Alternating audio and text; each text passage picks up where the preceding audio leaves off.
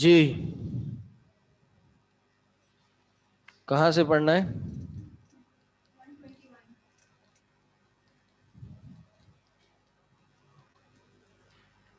One 21 میں تو بہت آگے پہنچ گیا ہوں.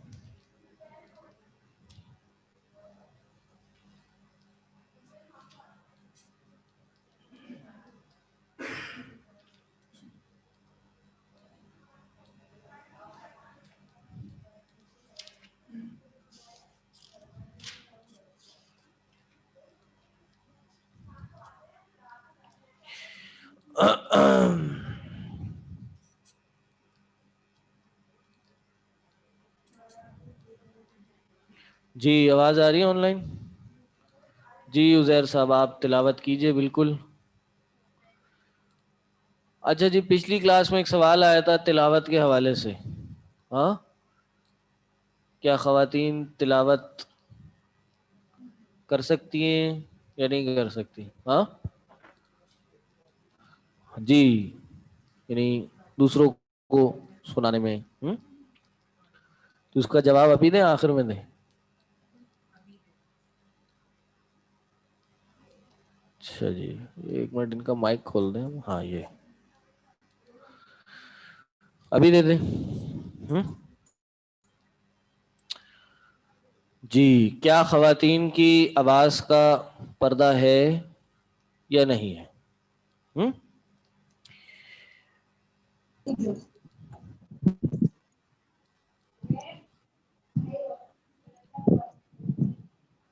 السلام علیکم ورحمۃ اللہ وبرکاتہ. وعلیکم السلام ورحمۃ اللہ وبرکاتہ. عزیر بھائی آپ تلاوت کریں بسم اللہ کریں پھر سوال کا جواب پہ آئیں گے ہم. جی یا انشاءاللہ. بنی اسرائیل اذکروا نعمتی التی. اعوذ باللہ من الشیطان الرجیم.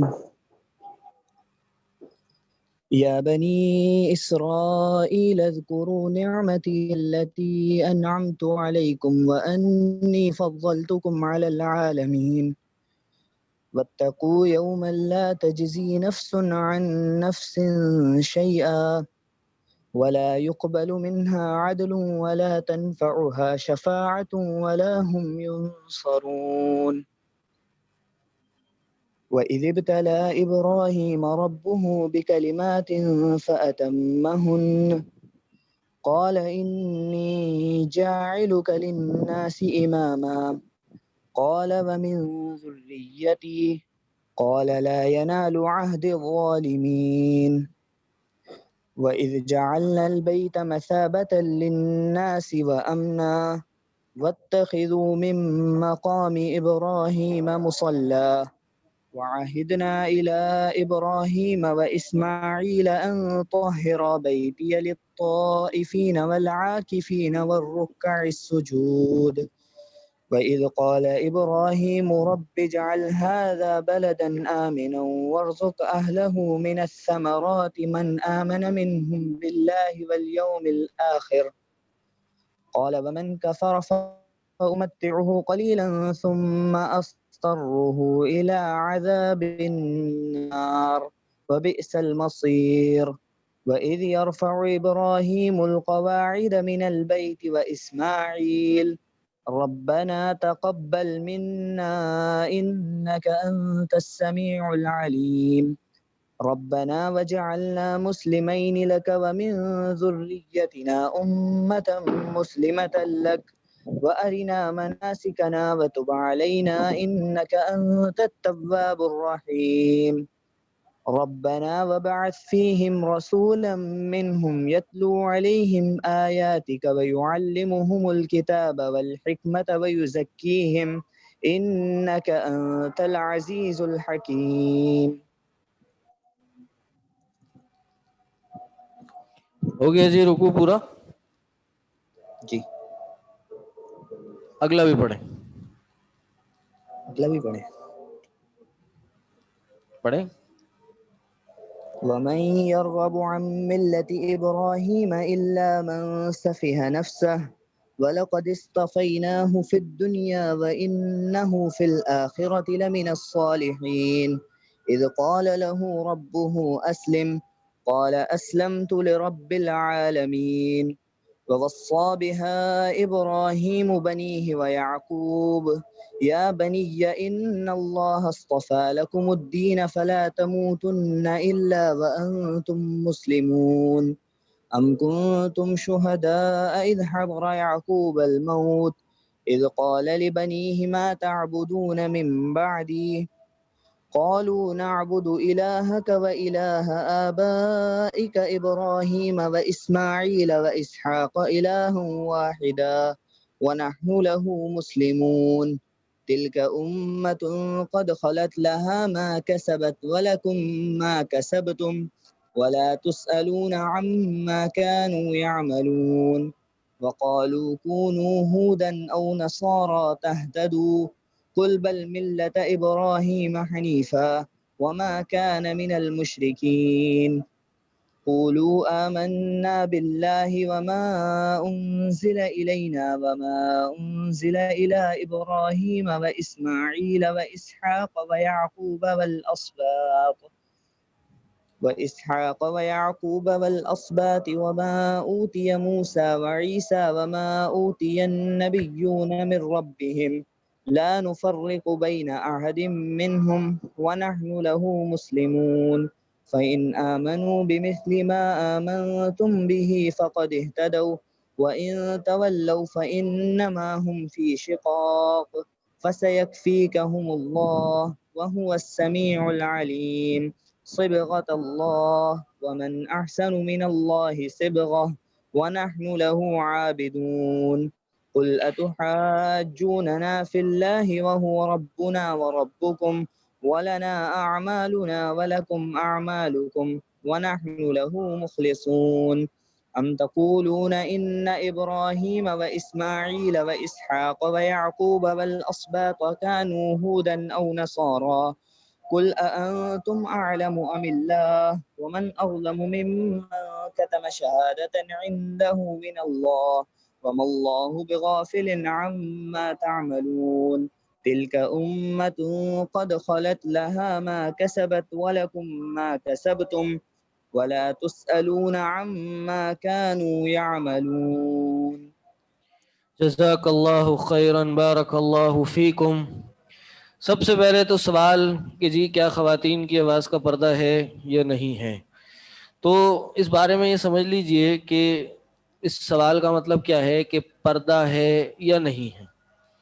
اگر تو اس سے مراد یہ ہے کہ جی کسی نامحرم مرد سے وہ کوئی بھی کسی قسم کی بات چیت نہیں کر سکتی تو ایسا نہیں ہے، یہ والا پردہ نہیں ہے۔ ایسا ہمیں احادیث میں بھی ملتا ہے کہ صحابیات سے صحابہ آ کے گفتگو کرتے تھے، اور جتنی بھی احادیث اما عائشہ سے آپ کو ملی ہیں، یہ ظاہر ہے صحابہ نے، جو مرد صحابہ تھے انہوں نے اما عائشہ سے نقل کی اور انہوں نے ہم تک آگے پہنچائیں، لیکن اس بات کو آگے پہنچانے میں کچھ آداب ہیں۔ تو جب کہا جاتا ہے کہ پردہ ہے یا کہہ لیجئے کہ احتیاط کا معاملہ ہے تو وہ ان آداب کی بات ہے، صحیح؟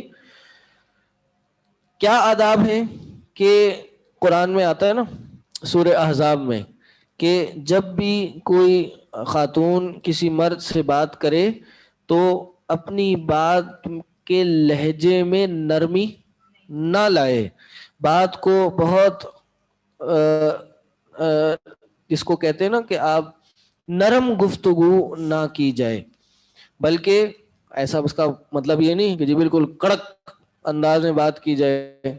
بعض لوگ یہ بھی غلطی کھاتے ہیں، اس کا بھی غلط مفہوم لیتے ہیں، وہ پھر بعض اوقات کسی سے اگر بات کر رہے ہیں تو بڑے کڑک لہجے میں بات کریں گے، نہیں، یہ بھی نہیں ہے، بلکہ اس کا صحیح لفظ جو میں سمجھتا ہوں وہ یہ ہے کہ جی ایک کھڑے لہجے میں بات کی جائے، ہاں، کہ نہ اس میں سختی ہو نہ اس میں نرمی ہو، ٹو دا پوائنٹ لمیٹڈ بات ہو اور کھڑے لہجے میں بات ہو، ٹھیک، یہ طریقہ ہونا چاہیے۔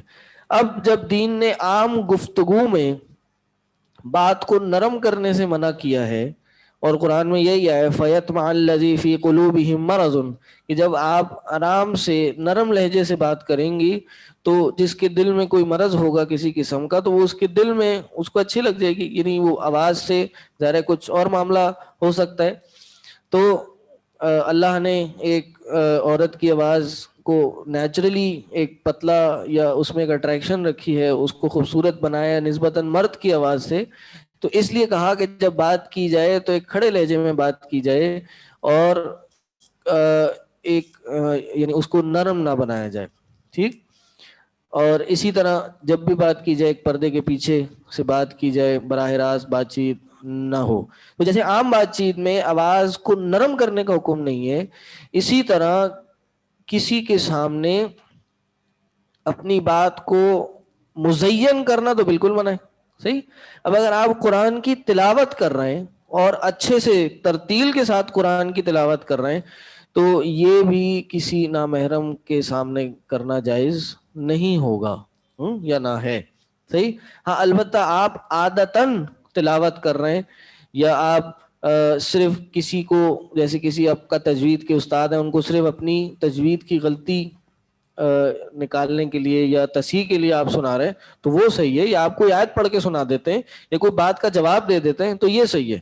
جیسے آپ نے کہا کہ جی قرآن میں آیا وَإِذِ ابْتَلَىٰ إِبْرَاهِيمَ رَبُّهُ بِكَلِمَاتٍ فَأَتَمَّهُنَّ، یہ عام طور پہ آپ نے قرآن بیان کر دیا کہ جی قرآن میں تو یہ ہے، تو یہ آپ بتا سکتے ہیں. لیکن قرأت کرنا، تلاوت کرنا جس میں مقصد آواز کو اچھا کرنا ہوتا ہے، جیسے ہم کلاس کے شروع میں چاہتے ہیں بھائی تلاوت ہو اچھی سے آواز میں ہو یا جو بھی کریں وہ اچھے سے قرآن کو پڑھنے کی کوشش کریں تو وہ اور پھر سامنے اگر نامحرم بھی ہو تو یہ کرنا جائز نہیں ہے.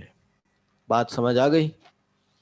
عربی کی کلاس میں اسٹوڈنٹس ریڈنگ کرتے ہیں، کیا لڑکیاں بھی کر سکتی ہیں؟ جی بالکل کر سکتی ہیں. میں نے یہی کہا ریڈنگ قرآن کی ہو کسی بھی چیز کی ہو وہ کی جا سکتی ہے. ٹھیک. مقصد ہے چیز کو سیکھنا، آواز کو اچھے سے بنا کے کرنا یہ پھر اس کے مخالف ہوگا. ہاں رزلٹ اناؤنسمنٹ کہاں ہوگی؟ یہ بڑا امپورٹنٹ سوال ہو رہا ہے، یہ تو مجھے بھی نہیں پتا کہاں ہوگی. ایئر ون کے غالباً اس پہ ہوگی. بہرحال وہ لنکس شیئر ہو جائیں گے، آپ ایڈمن سے پوچھ سکتے ہیں. ٹھیک. اللہ اکبر. ٹھیک ہے. رزلٹ آپ کی 7:45 یہاں پہ بریک ہو جائے گی، آدھا گھنٹے کی کلاس باقی ہے، ہم نے بہت کچھ پڑھنا ہے آج، اور اس کے بعد نماز ہے 7:45 پھر اس کے بعد رزلٹ اناؤنسمنٹ ہے. چلیں جی. یا بنی اسرائیل اذکروا نعمتی التی انعمت علیکم وانی فضلتکم علی العالمین. اس سے پہلے ایک آیت ہم نے اس کا ترجمہ نہیں کیا. پہلے بات چیت چل رہی تھی اللہ کے نبی صلی اللہ علیہ وسلم کے حوالے سے اور انہی یہودیوں کے حوالے سے کہ انہوں نے اللہ کا بیٹا بنا لیا، اور نصارہ نے عیسیٰ علیہ السلام کو بیٹا بنایا. یہودیوں نے کس کو بنایا؟ عزیر علیہ السلام کو بیٹا بنایا. اور پھر کیا ہوا؟ اللہ نے ان کے مخالف دلائل دیے اور وہ 4 سے 5 دلائل تھے. اور اس کے بعد اللہ نے کہا وقال الذین لا يعلمون لولا يكلمون اللہ. یہ مشرکین عرب نے بھی ان کا دیکھے دیکھی اس طرح کی باتیں کرنا شروع کر دی تو اللہ نے کہا یہ پہلے جیسی باتیں ہیں، ان جیسی تشابہت قلوب، ان کے دل بھی ایک جیسے ہو گئے ہیں، گویا ایسا ہی لگ رہا ہے. ہم نے تو جی یقین رکھنے والوں کو اپنی باتیں کھول کھول کے بتا دی ہیں. اب نے اے نبی آپ کو جب حق کے ساتھ ڈرانے والا اور نذیر دھمکانے والا بھیجا ہے تو پھر یہ باتیں باقی نہیں رہتی. اور آپ بھی اے نبی یہ بات سمجھ لیجئے لا تسألوا عن اصحاب الجحیم کہ جہنم میں کون جائے گا کون نہیں اس کا آپ سے سوال نہیں ہوگا. یہ یہودی نصرانی کفار مشرکین اگر جہنم میں جا رہے ہیں یہ ان کی اپنی چوائس ہے، آپ سے نہیں پوچھا جائے گا، آپ نے اپنا کام کر دیا. اور اے نبی وَلَن تَرْضَىٰ عَنْكَ الْيَهُودُ وَلَا النَّصَارَىٰ آپ سے یہود اور نصارہ کبھی بھی راضی نہیں ہوں گے. یہ بات سمجھ لیجئے. ترضا کون سا صیغہ ہے؟ اس کو کہتے ہیں مضارع کا صیغہ، اور مضارع کے پیچھے یہ حرف لن آ جائے تو یہ مضارع کو مستقبل کی نفی میں لے جاتا ہے. کیا مطلب؟ فیوچر میں نیگیشن ہو جاتی ہے، فیوچر میں جو بات چیت ہوتی ہے اس کی نفی ہو جاتی ہے. وَلَن تَرْضَىٰ کبھی بھی یہ راضی نہیں ہوں گے یہود و نصارہ، آپ جو ان کو دعوت دے رہے ہیں کہ کبھی بھی راضی نہیں ہوں گے حَتَّىٰ تَتَّبِعَ مِلَّتَهُمْ یہاں تک کہ آپ ان کی ملت ان کے دین کی پیروی کیوں نہ کر لیں. یعنی ان کی خواہش یہ ہے کہ جی آپ ان کے دین پہ آ جائیں، ان کے دین سے پھر کے واپس اپنے دین سے پھر کے ان کے دین پہ آ جائیں, ان کے دین کو فالو کرنا شروع کر دیں. یہ لوگ ایسے نہیں مانیں گے. آپ کہہ دیجئے ان ھدی اللہ ھو الھدی, بے شک اللہ ہی کی جو ہدایت ہے وہی اصل ہدایت ہے, وہی دین اصل ہے. ہاں, ان کے دین پہ جانا یہ ہدایت نہیں ہے. والا ان اتبعت, یہاں پہ اللہ کے نبی, اللہ تعالیٰ نے نبی صلی اللہ علیہ وسلم کو خطاب کرتے ہوئے میسج کس کو دیا؟ ہم سب کو, منی امت کو میسج ہے. اس کو کہتے ہیں خطاب للنبی جی و ارید بہ الاخرون, کہ جی خطاب کیا نبی صلی اللہ علیہ وسلم کو لیکن ارادہ اس سے غیر تھا, غیر نبی تھے, کہ اے نبی ولا ان اتبعت اہواءہم, اور اس کی سنگینی کو بتانے کے لیے کہ چاہے کوئی یہ کام کرنے والا نبی جیسی ذات ہی کیوں نہ ہوتی, بفرض محال اگر یہ کام نبی ہی کیوں نہ کر گزرتے, ولا ان اتبعت, اے نبی اگر آپ اتباع کر لیتے, اہواءہم, ان کی خواہشات کی. اہوا ہوا سے نکلا ہے. ہوا کس کو کہتے ہیں؟ اردو میں تو ہوا اس کو کہتے ہیں نا, عربی میں ہوا خواہش کو کہتے ہیں, خواہشات. اہواءہم اہل الہوا, کن کو کہتے ہیں؟ اہل الہوا, جو اپنے نفس کی خواہشات کی پیروی کرتے ہیں. اگر آپ ان کی خواہشات کی, ان کی کیا خواہش ہے کہ آپ اپنا دین چھوڑ کے ان کے دین پہ آ جائیں, بعد الذی جاءک من العلم, اس بات کے بعد کہ جب آپ کو علم آ گیا, آپ کو دین سمجھ آ گیا, دلائل آپ کو سمجھ آ گئے, تو پھر کیا ہوگا؟ ما لک من اللہ من ولی ولا نصیر, تو آپ کے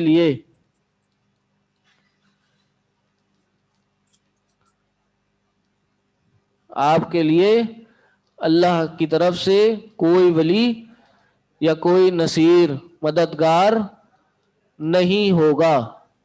کوئی ولی, کوئی مددگار نہیں ہوگا.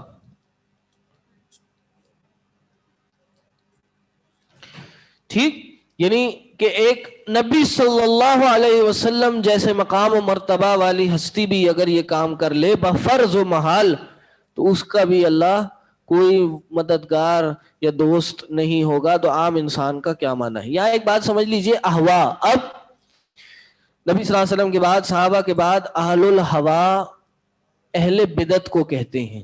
ٹھیک ہے, اہل بدعت جو بدعت کرنے والے ہوتے ہیں, اور ہوا بدعت کو اب کہا جاتا ہے کہ جو اپنے دین میں کوئی نئی چیز ایجاد کر لیتے ہیں یا دین اسلام میں نئی چیز ایجاد کر لیتے ہیں, ان کو اہل البدع یا اہل الہوا کہا جاتا ہے. اسی طرح جیسے ان کی پیروی کرنا منع ہے, اسی طرح اہل البدع کی پیروی کرنا بھی منع ہے. صحیح, جیسے کفار و مشرکین نصارہ کی پیروی کرنا منع ہے, اسی طرح اہل البدع جو آپ کے زمانے میں, ان کی پیروی کرنا بھی منع ہے. ان جیسا لباس اختیار کر لینا یا ان کی کسی خاص طریقے سے اپنے کام کاج کو کرنا یہ بھی جائز نہیں ہے. یا پھر ان کے کسی بڑے کو اپنے پاس بلانا اور ان کی عزت و تکریم کرنا, یا ان کے ساتھ کوئی سمجھوتے کر لینا, یہ بھی جائز نہیں ہے. یا ان کو خوش کرنے کے لیے کوئی کام کر لینا, اہل البدع کو خوش کرنے کے لیے آپ کوئی دنیاوی مفاد کے لیے یا دینی مفاد کے لیے بھی, اگر آپ کوئی دینی مفاد اگر آپ سمجھ رہے ہیں لیکن وہ نہیں ہے, کوئی اور بہت بڑا مفاد ہے, تو وہ ایک الگ بات ہے. لیکن ان کو بھی آپ اپنے مفاد کے لیے ان کو خوش نہیں کر سکتے. یہ ایک سلف کا طریقہ ہے. وہ یہاں تک کہتے ہیں کہ جی جو اہل البدع ہیں آپ ان کی محفلوں میں نہ جائیں, ان کے ساتھ نہ بیٹھیں. یہاں تک کہ حضرت عبداللہ ابن عمر نے ایک دفعہ ایک شخص کو کہا کہ وہ شخص تقدیر کا انکار کرتا ہے, وہ شخص تقدیر کا انکار کرتا ہے, تم اس کو میرا سلام مت پیش کرنا, میرا سلام مت پیش کرنا. بہرحال یہ ایک فی نفسی ایک طویل ٹاپک ہے. ہاں, اہل البدع کے ساتھ کیسا معمول انسان کو کرنا چاہیے, یہ بات سمجھ لیں. یہ جو اہل البدع ہے نا, یہ ان کے ٹاپ نوچ علماء کی بات ہو رہی ہے, عام انسان کی بات نہیں ہو رہی. اگر کوئی عام انسان ہے وہ اپنا پڑھائی کرتا ہے یا کوئی بھی جاب کاروبار کرتا ہے لیکن کسی کو فالو کرتا ہے وہ, ٹھیک, تو ہمارا کام تو اس کو سمجھانا ہے, لیکن ایسا نہیں ہے کہ ہم اس سے میل ملاپ نہ کریں, ہاں, اس سے کوئی قسم کی دوستی نہ کریں, ہاں, لیکن دینی دوستی نہ ہو. لیکن جو بڑے لوگ ہیں ان کو خوش کرنے میں ہم کوئی کام اس طرح کا نہ کریں, اسی لیے اس کی بھی اس حوالے سے منع کیا گیا. الذین آتیناہم الکتاب. اب یہاں پہ جب ان کی بات ہو گئی اہل الہوا کی یا یہود و نصارہ کی، اللہ تعالیٰ نے دیندار لوگوں کی بھی بات کی کہ اگر آپ نے ان کی پیروی کی مالک من العلم ولی ولا نصیر، تو یہ نہیں ہوگا. لیکن اگر دینی کام کیا تو پھر یہ بھی آ گیا الذین آتیناہم الکتاب یتلونہ حق تلاوتی. جن لوگوں کو ہم نے کتاب عطا کی، ہم نے جن کو کتاب عطا کی، وہ اس کی تلاوت کرتے ہیں. کس طرح؟ حق کا تلاوتی، جیسے اس کی تلاوت کرنے کا حق ہے. تلاوت کرنے کا کیا معنی ہے جی؟ تلاوت کرنے کا معنی ہوتا ہے نہ صرف تلاوت کرنا بلکہ فالو کرنا. جیسے آپ نے بعض لوگ انگلی پکڑ کے فالو کر رہے ہوتے ہیں. ہر انسان اگر کبھی فوکس مینٹین کرنا چاہے تو انگلی اپنے ساتھ چلا لیتا ہے. اسی طرح تلاوت کا مطلب یہ ہے کہ اس کو فالو کرنا. تلا یتلو کہ یعنی آپ صرف پڑھ نہیں رہے بلکہ اس کے احکام کو بھی فالو کر رہے ہیں. اس کتاب کو آپ نے اپنا امام بنا لیا ہے، اس کتاب کو آپ نے اپنا لیڈر بنا لیا ہے، اس کی جو احکامات ہیں اس کو بھی آپ فالو کر رہے ہیں. ٹھیک، یعنی قرآن کے حقوق کتنے؟ 5 حقوق ہیں قرآن کے. قرآن کے 5 حقوق ہیں. صرف جی صبح اٹھے تھوڑا بہت قرآن پڑھ لیا، سمجھ آیا نہیں آیا چھٹی ہو گئی، نہیں. یہ چلے اگر سمجھ بھی لیا ترجمہ پڑھ لیا تفسیر پڑھ لی، نہیں. قرآن کے 5 حقوق ہیں. غالباً اس پہ بروج کی ویب سائٹ پہ میرا ایک چھوٹا سا لیکچر بھی موجود ہوگا کہ نمبر 1 قرآن کا حق کیا ہے؟ کہ قرآن کو پڑھا جائے. اللہ کے نبی صلی اللہ علیہ وسلم نے فرمایا کہ من قرأ حرفا من کتاب اللہ فلہ بہ حسنہ، تو اس کو اس سے نیکی ملے گی. والحسنۃ بہ عشر امثالها، اور ہر نیکی 10 ٹائمز ملٹیپلائی ہو کے ملے گی. اللہ کے رسول نے کیا فرمایا؟ لا اقول الف لام میم حرف ولکن الف حرف ولام حرف ومیم حرف. میں یہ کہتا ہوں الف بھی ایک حرف ہے اور لام بھی ایک حرف ہے اور میم بھی ایک حرف ہے. اس کو نکال ہی دیں.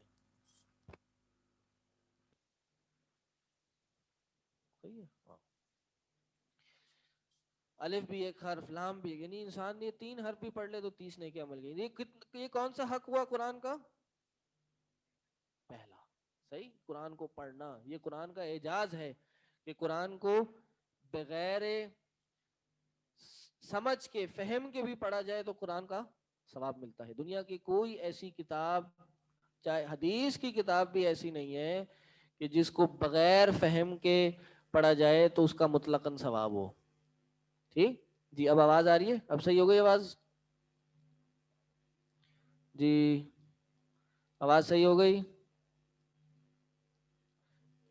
ہو گئی وہ آٹومیٹکلی انیبل ہوا تھا جی. نہیں صحیح ہو گئی جی. یہ دروازہ کیوں دونوں کھول دیے؟ ہر کوئی گزر رہا ہے، ہم ڈسٹریکٹ ہو رہے ہیں. ہاں جزاک اللہ. وہ بھی بند کر دیں بس. ہاں ٹھیک ہے، کافی ہے کافی ہے. چلیں جی، کیا بتا رہے تھے ہم؟ ہاں پہلا حق ہے. دوسرا حق کیا ہے؟ کہ قرآن کو سمجھ کے پڑھنا. قرآن کو سمجھ کر پڑھنا. یہ قرآن کا لوگ حفظ کرنا شروع ہو جاتے ہیں. پہلے حق کے بعد تیسرے پہ یعنی حفظ کر لیا، اپنے بچوں کو حفظ کرا لیا. مدرسے میں ڈنڈے بھی پڑھنا ان کو مٹائے. بعض اوقات دین سے بھاگ جاتے ہیں بچے اس استاد کی مار پڑنے سے. ہمارے یہاں الحمدللہ حفظ ہوتا ہے تو ہم نے مارنا بالکل منع کیا ہوا ہے.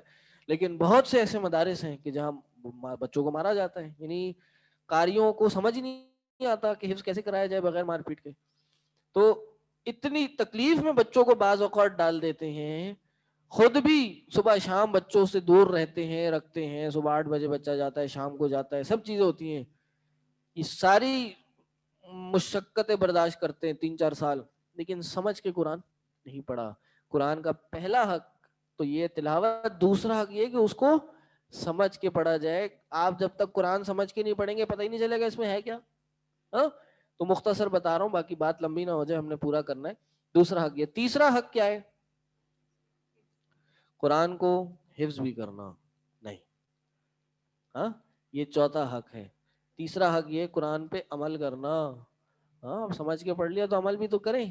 اس عمل کا ایک حصہ ہے اس کو حفظ کرنا. ٹھیک، یعنی قرآن آپ نے پڑھ لیا اور اس پہ عمل نہیں کیا تو قرآن میں آئے کمثل حمار یحمل اسفار، اس گدھے کی مثال دی ہے کہ جو کتابیں لاد کے جا رہے ہیں.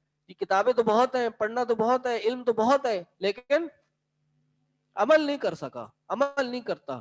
صحیح. اسی طرح سفیان ثوری رحمہ اللہ فرماتے ہیں, یہ آپ لوگ کے لیے بھی فائدہ مند ہے اور میرے لیے بھی. سب سے پہلے کیا کہا؟ Knowledge knocks on the door of action. علم جو ہے, علم کا آ کے دروازہ کھٹکھٹاتا ہے. ٹھیک ہے. اگر اس کو جواب مل جاتا ہے تو وہ علم رہتا ہے, اگر جواب نہیں ملتا تو وہ چلا جاتا ہے.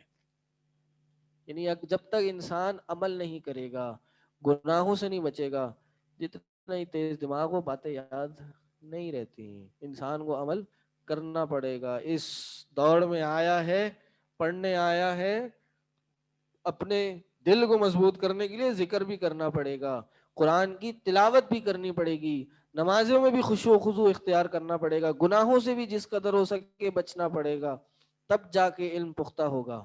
امام شافعی نے کہا تھا نا اپنی نظم میں, کیا سنا آپ لوگوں میں سے کسی نے؟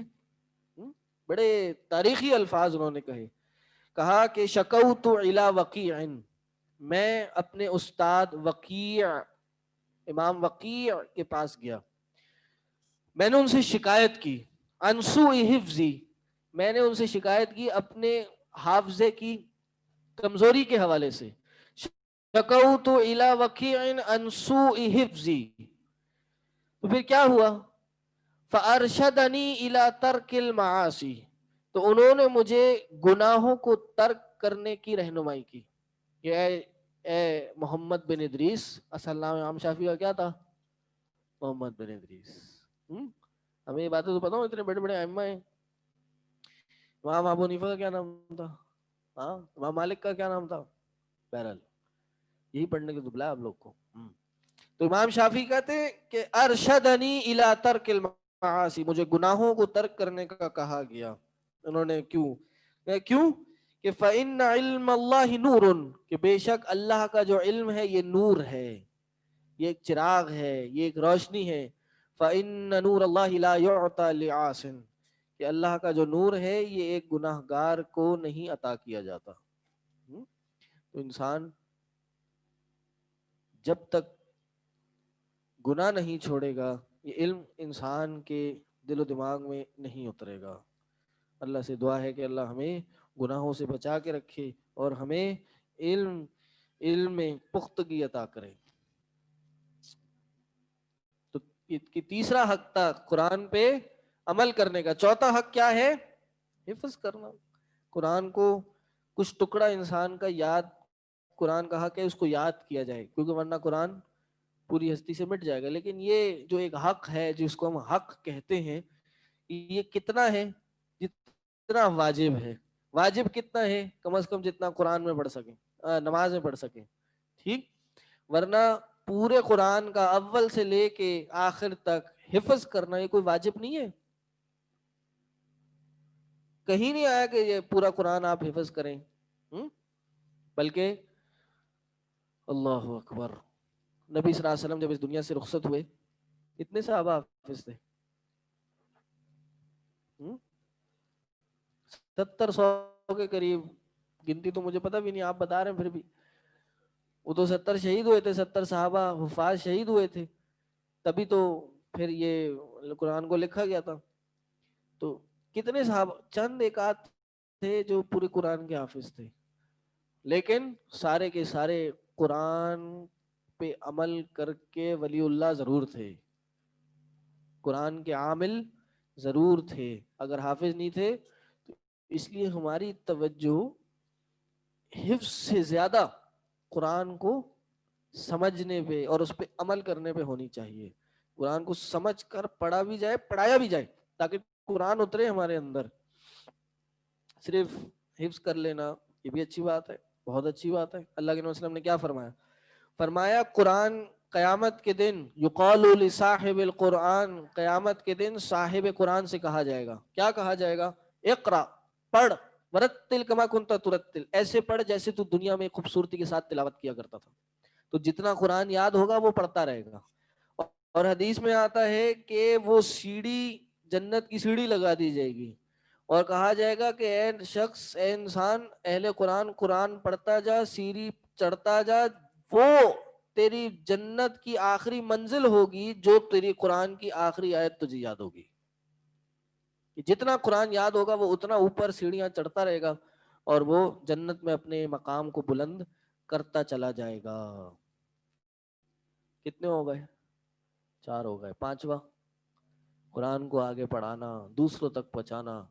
کنتم خیر امت اخرجت للناس، تم بہترین امت ہو جو لوگوں کے لیے نکالے گئے ہو.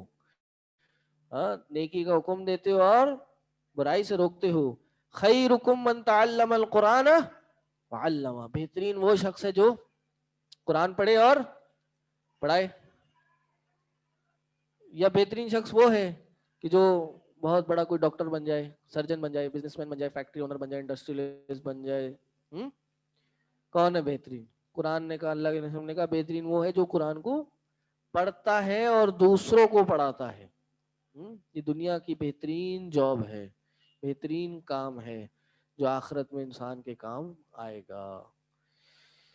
اولئک یؤمنون بہ، وہی ہیں جو اس پہ ایمان رکھتے ہیں. ومن یکفر بہ فاولئک هم الخاسرون، اور جو اس کے ساتھ اس کتاب کا انکار کریں گے وہی لوگ ہیں جو خسارہ پانے والے ہیں.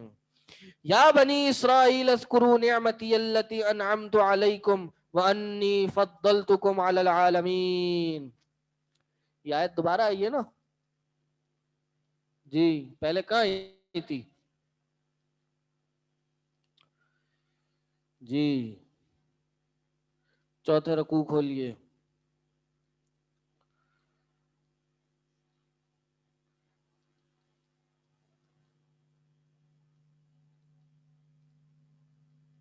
ملی؟ کسی کو ملی یہاں پیچھے آن لائن؟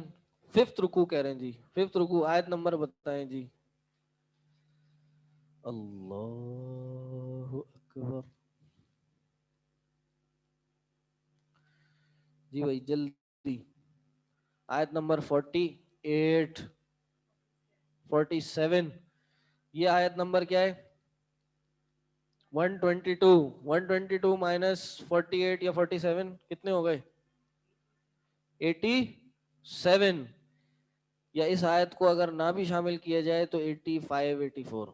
ان 84 آیتوں میں اللہ تعالیٰ نے بنی اسرائیل کی ہی بات کی ہے، صحیح؟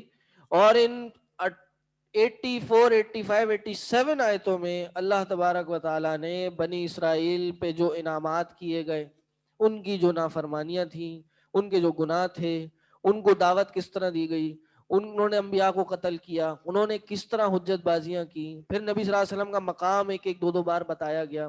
یہ ساری باتیں بنی اسرائیل کے متعلق تھیں اور گویا کہ یہ ایک بریکٹ کی صورت میں تھیں.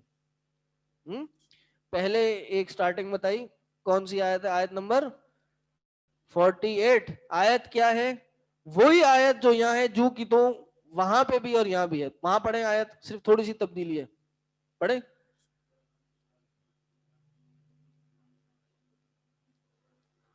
ہاں یہی آیت ہے، یا بنی اسرائیل اذکروا نعمتی التی انعمت علیکم وانی فضلتکم علی العالمین. ہم نے تمام جہانوں پہ اے بنی اسرائیل تمہیں فضیلت بخشی ہے. آگے واتقوا یوما لا تجزی نفس عن نفس شیئا، اے ڈر جاؤ اس دن سے کہ جس دن کوئی نفس کسی نفس کے کام نہیں آئے گا. آگے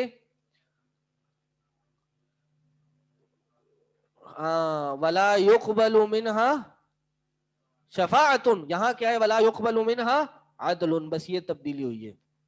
یہ گویا کہ یہ آیت یوں ہو گئی، بریکٹ بھی یوں ہی ہو جاتا نا، یوں سے یوں ہو جاتا ہے، یوں بریکٹ لگا یہاں سے یوں ہو گیا، تو یہاں بھی یہ ہو گیا منها عدل ولا تنفعها شفاعت ولا هم ينصرون. تو ان پورے 80 85 آیتوں میں تقریباً کتنے رکوع ہیں؟ یہ 8 رکوع ہیں تقریباً. ان 8 رکوعوں میں یہ ساری باتیں، ان کو کرنے کا مقصد یہ ہے کہ جب یہ ساری باتیں ہیں، اے بنی اسرائیل اتنی نعمتیں ہم نے تم کو دی، تم کو تمام جہانوں پہ فضیلت بخشی، تم اللہ سے قیامت کے دن کے بارے میں ڈر جاؤ جس دن نہ کوئی عدل ہوگا، یعنی نہ کوئی مددگار ہوگا، نہ کوئی شفاعت ہوگی، نہ تمہاری کوئی مدد کی جائے گی. تم ان ساری باتوں کے بعد نبی علیہ السلام پر ایمان لے آؤ. ہاں اب یہاں پہ یہ جو بریکٹ تھی وہ کلوز ہو گئی. اب آگے کیا بتایا؟ وَإِذِ ابْتَلَىٰ إِبْرَاهِيمَ رَبُّهُ بِكَلِمَاتٍ فَأَتَمَّهُنَّ. اور یہاں ایک بات اور بتائی جا رہی ہے کہ جب تم نے یہ سارے کام کیے بنی اسرائیل، تم کو آگے بھی آئے گی بات، ہم نے تم کو اتنے سارے انعامات بخشے لیکن تم نے کچھ بھی نہیں کیا. تو اب بنی اسرائیل میں جو نبوت تھی وہ شفٹ کر کے بنو اسماعیل میں آ گئی ہے. یعنی یہ بھی ایک سزا تھی، سزا کہہ لیں گے، اللہ کا ایک فیصلہ تھا کہ اب چونکہ یہ سارے کام بھی ہوئے تو اب تمہارے میں نبی نہیں آئے گا. آخری نبی جس کی دعا ابراہیم علیہ السلام کرنے والے ہیں آگے، وہ آئیں گے. اس لیے اب سٹارٹ کیا کیا؟ مقدمے کے طور پر، تمہیدی باتوں کے طور پر ابراہیم علیہ السلام کا ذکر کیا، کیونکہ پیڑھی تو ابراہیم علیہ السلام سے ہی چل رہی ہے. یا نہیں؟ سب سے پہلے کون ہے؟ ہاں سب سے پہلے ابراہیم ہے، یعقوب نہیں ہے. سب سے پہلے ابراہیم علیہ السلام ہے. اب بنا دیتے ہیں چلیں جی تاکہ کنفیوژن نہ ہو. آ جائیں. یہ وائرلیس ہے نا؟ ہاں جی. سب سے پہلے ابراہیم. ان کو کیا کہتے ہیں؟ ان کا لقب کیا ہے؟ خلیل اللہ بھی ہے، اور ہاں ابو الانبیاء کن کو کہتے ہیں؟ وہ تو آدم علیہ السلام کو بولتے ہیں. ان کو بھی بولا جاتا ہے ہاں جد. کیا ایک لفظ ہے میرے سمجھ میں، یعنی ابراہیم علیہ السلام کو انبیاء کا اتنی لمبی جو پیڑھی گزری ہے ان میں ان کا دادا بولا جاتا ہے. ٹھیک. ابراہیم سے دو بیٹے ہوئے. کون؟ اسحاق. اور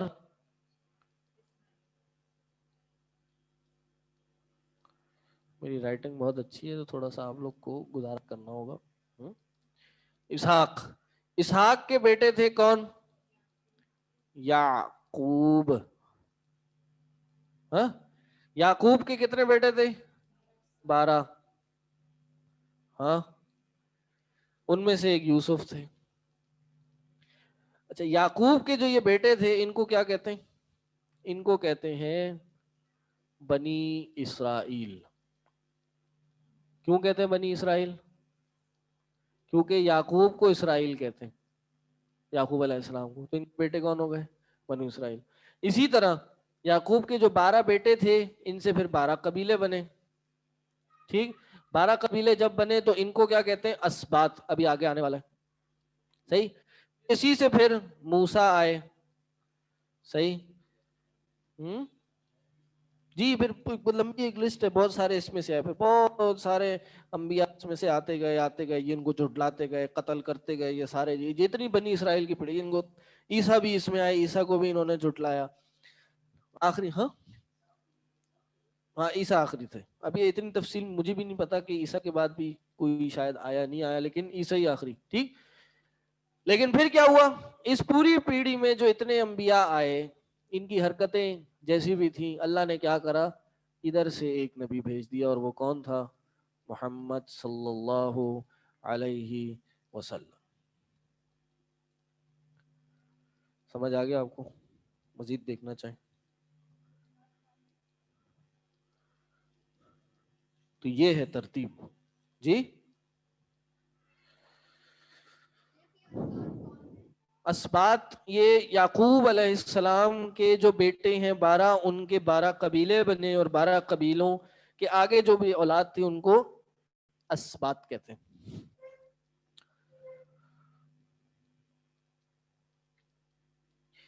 تو شروع بات پھر کس سے کی؟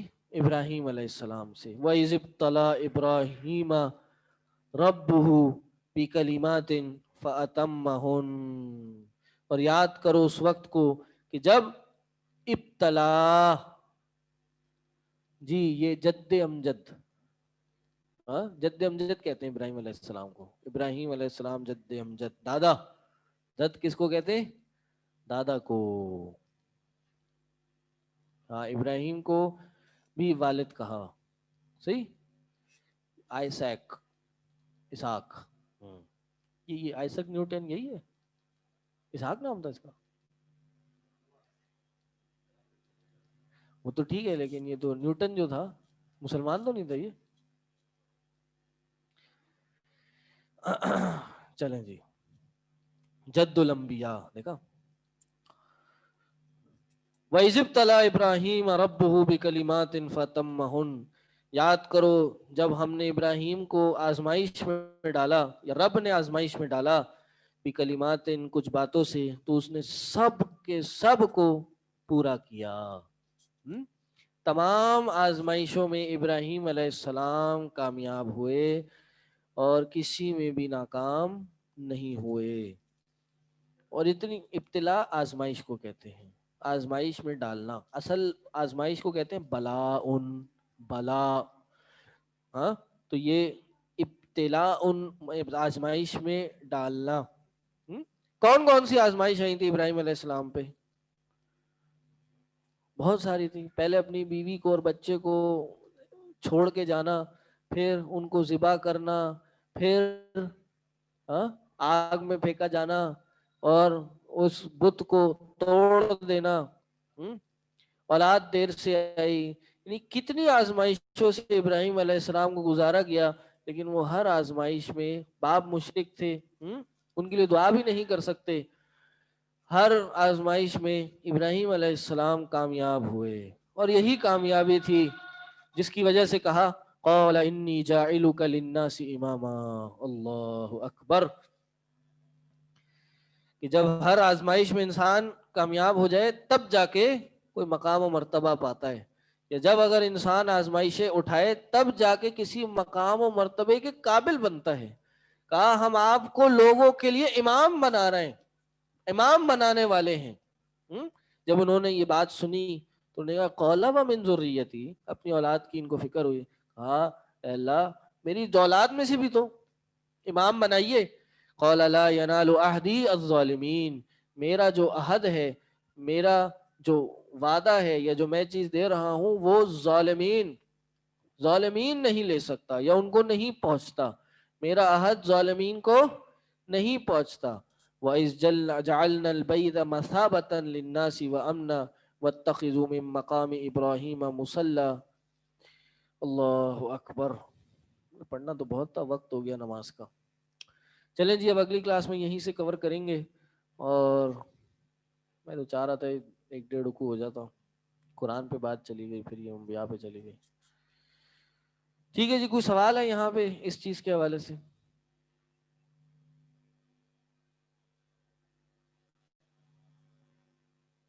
کوئی سوال نہیں ہے؟ جی پوچھیں.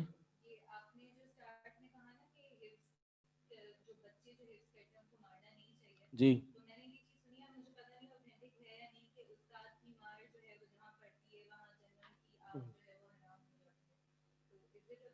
نہیں, بالکل بھی یہ ایسی کوئی بات نہیں ہے کہ استاد کی مار جہاں پڑتی ہے وہ جہنم کی آگ جو ہے وہ اس پہ معاف ہو جاتی ہے یا بچ جاتی ہے.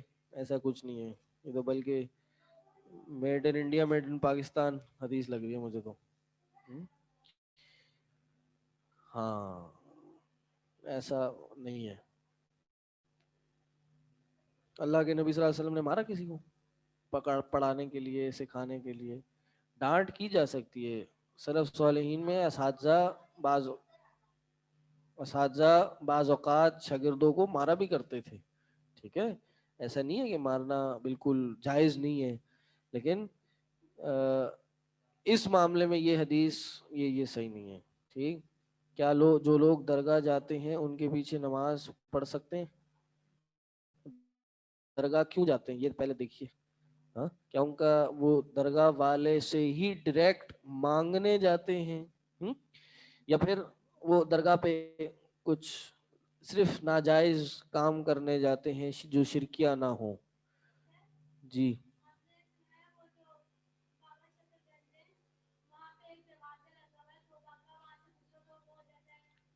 پاک ہو جاتے ہیں. ہاں تو وہ انہوں نے خود ہی کا بنایا ہوا ہے. نہیں, بالکل بھی جائز نہیں ہے. آپ اپنی فیملی کو کتابیں دیں کہ ان سے سیکھیں کہ جی بابا گنج بخش یا کون سے ہیں, کیا نام ہے ان کا, شکر گنج بخش, ہاں بہرحال ان کو بتائیں کہ بھائی معاف کرنے والا تو اللہ ہے. ان اللہ هو التواب الرحیم. اللہ ہے جو معاف کرنے والا اور توبہ قبول کرنے والا ہے. یہ کیا معاف کریں گے؟ اللہ ہے جو دیتا ہے، یہ کیا دیں گے؟ یہ تو اپنے اوپر اگر ان کے مزار کی لائٹ چلی جائے تو لائٹ واپس نہیں لا سکتے. چلے جی بس نماز کا ٹائم ہو گیا. سبحانک اللہم و بحمدک اشہد ان لا الہ الا انت استغفرک و اتوب.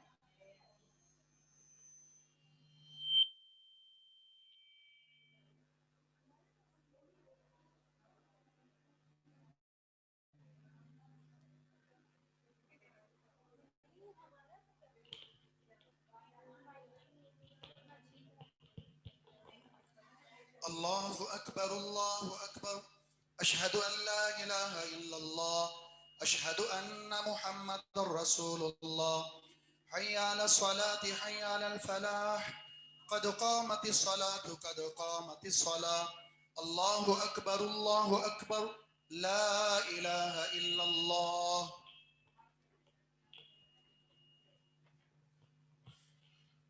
اقیموا صفوفکم وتراصوا.